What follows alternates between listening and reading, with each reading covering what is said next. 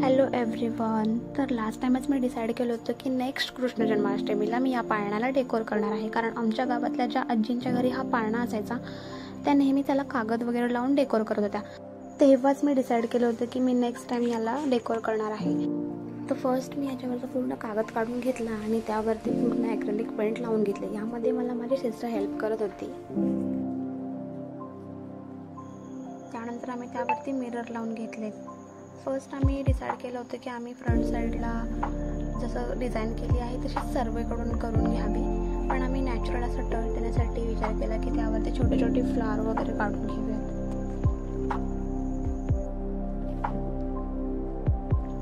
पूर्ण पाळण्यावरती फ्लावर काढून घेतले.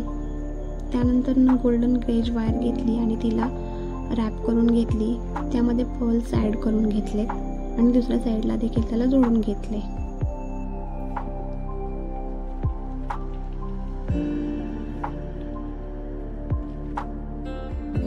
B7000 ग्लू लावून घेतला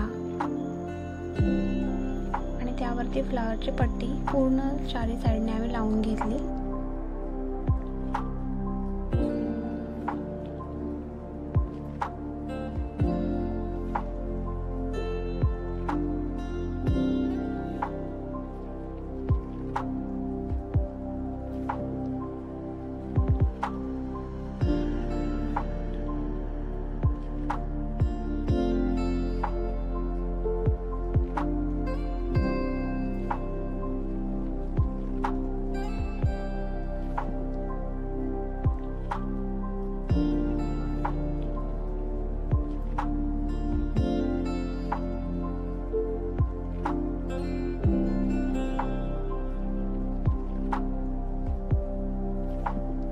मी केलेले वर्क तुम्हाला कसे वाटले हे मला कमेंट करून नक्कीच सांगा आणि अशाच इंटरेस्टिंग व्हिडिओ पाहण्यासाठी माझ्या चॅनलला नक्की सबस्क्राईब करा.